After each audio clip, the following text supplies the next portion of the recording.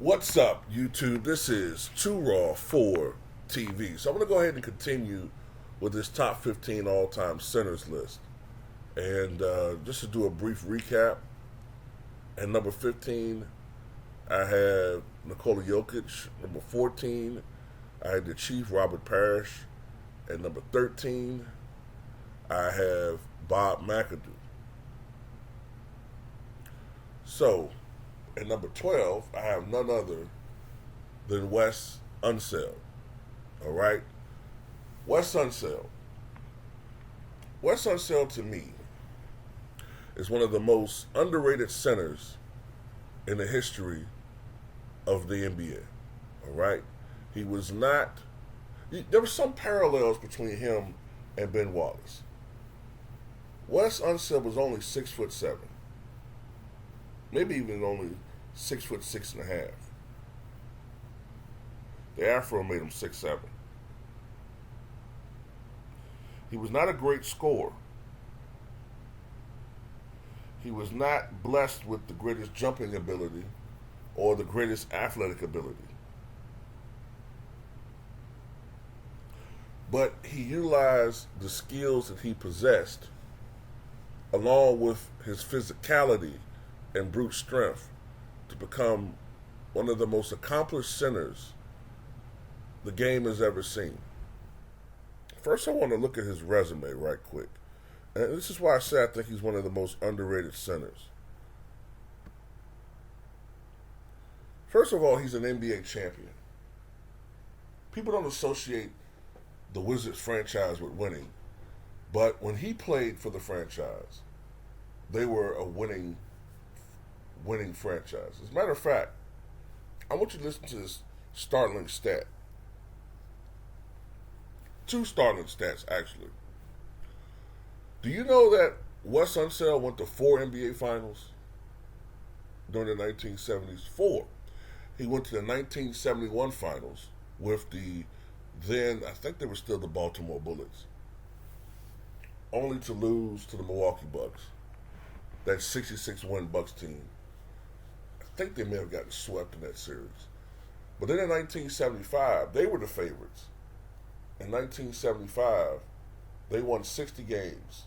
I think by that time they were the Washington Bullets.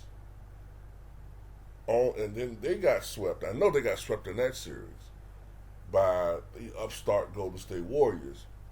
But then they finally won it all in 1978 against the Sonics.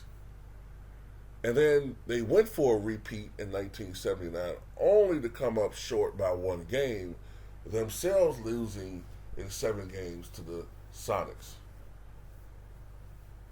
So they went to 4 NBA finals.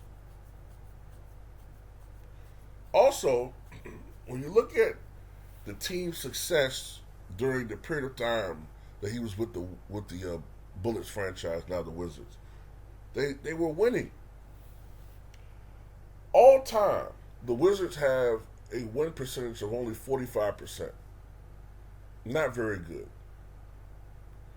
Only 45%. But during the years that Wes Unseld played, the Bullets, aka Wizards, won 58.5% of their ball games. So he, to me, when you look at his era that he played there, outside of that, the Wizards have been horrible. So when I see people say that Bradley Beal is the best player in Wizards history, like, what are you talking about? John Wall's the best? Are you smoking dope? Now, these guys don't know what they're talking about when it comes to history of the game. Some of these guys know basketball, but when it comes to the history and players that come before 1999 or 2005, they don't know what they're talking about. But anyway,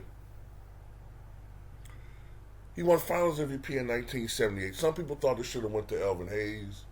The numbers kind of suggest it should have went to Elvin Hayes. You know, that's a whole different argument, another video. Elvin Hayes was not very well liked by the media. He won both Rookie of the Year and League MVP in the same season.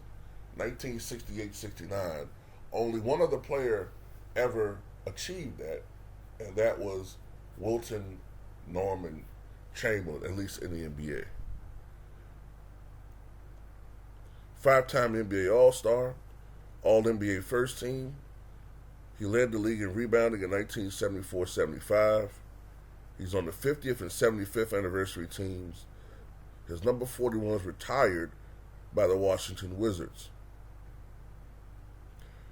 He averaged 10.8 points per game for his career. He was never a great scorer. As a matter of fact, his highest scoring any year, the most points he ever averaged was his second year when he averaged 16.2 points and 16.7 rebounds per game. That's the most he ever averaged for 1 year. For his career, he was a 51% field goal scorer. He was not a great free throw shooter. That was a weakness in his game. But the other things that he did more than made up for it, being a solid defender, a great rebounder. For many years, you could even argue he was the best rebounder in the NBA overall. Him and Elvin Hayes, they rocked the boards. He was one of the top 10 greatest passing big men we've ever seen. The greatest outlet passing big man we probably ever seen. Very physical down low. When it came to rebounding and getting positioning and scoring, he was very physical. Very physical. A guy like Anthony Davis possibly would have retired at halftime if he was playing against a guy like Wes Unseld. Great pick setter, big hulking guy too, 6'6", 6'7", 245 coming out of Louisville, but when he played it was around 265, 270. Big hulking dude. Pretty durable. Ultimately he had to retire a little bit earlier due to a knee problem that started developing, I think, by the late 70s. But back then, those guys played hard, man. They played hard, and they were physical, hard-nosed. They gave 100% effort. And because these guys played like that, their bodies betrayed them quicker. So a lot of people also like to make this argument that the players back then weren't in great shape, which doesn't make sense. That's the Nick Wright argument, which doesn't make sense because these guys were playing on both sides of the ball, and they were playing 37. Look, Unseld averaged 36 minutes a game for his career, but he had some seasons where he was averaging over 39, 40 minutes a game. So it doesn't make any sense. It's that these guys were playing so damn hard that their bodies broke down earlier, not to mention the fact that they went to college. So they came in the league a little bit older, 22, 23, instead of 19 or 20. But anyway,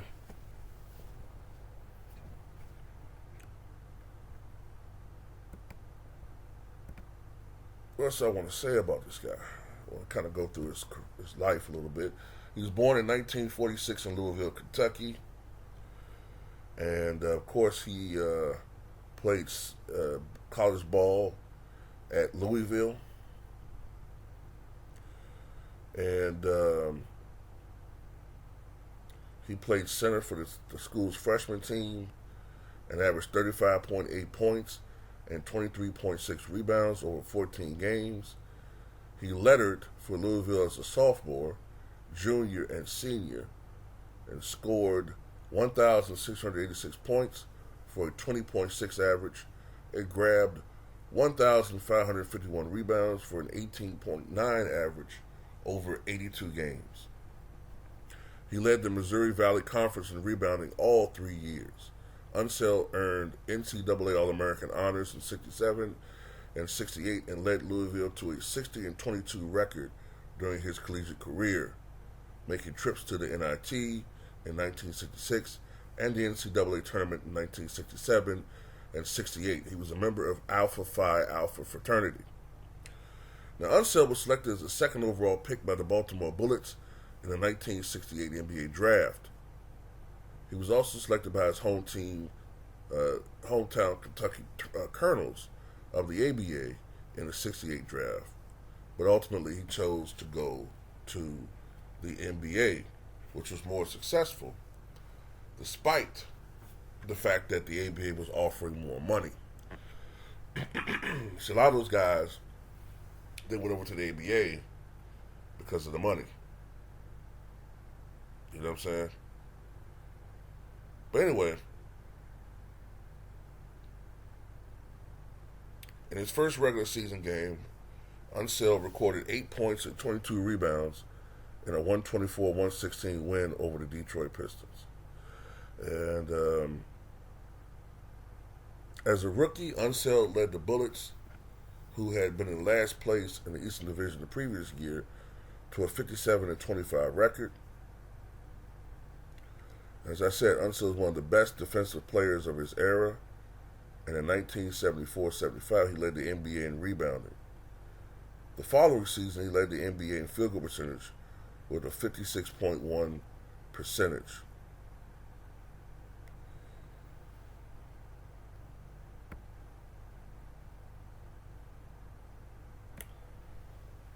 Just want to think of some things I want to think about saying about him. Well, as I said before, he's one of the great players of his era. The 70s had a lot of great players. After he retired, he moved into the front office for the Bullets, where he served as vice president for 6 years before being named head coach in 1988. Now, in the 80s, the Bullets were not quite as successful as they were in the 70s, but they had some success. He served as head coach for about 6 seasons before resigning following the 1993-94 season with a 202 and 345 record. Yeah, in the 90s, the Bullets became a terrible team. Okay? Unseld became the Bullets general manager in 1996. They were renamed the Wizards in 1997 and served in that role for 7 years. He guided the team to the playoffs once during his tenure as general manager. Unfortunately, Wes Unseld is no longer with us. He died on June 2nd, 2020, at the age of 74 after suffering many different health issues. But Wes Unseld's legacy is secure. As I said before, he's one of the most durable players overall in his generation. The first 2 years of his career, he played all 82 games. Then 74, 76, 79. He did suffer an injury in 1973-74, where he played in 56 games. But then 73, 78, 82. Then he started having the knee problem, but he still was playing through it. 82, 80, 77, 82. And then his last year, when the knee problem was becoming so severe, he ultimately had to retire. He still managed to play in 63 out of 82 games. And we look at his playoff numbers, he averaged 10.6 points, 14.9 rebounds, 3.8 assists. So, Wes Unseld, one of the great big men in the history of the game. Tell me what you guys think.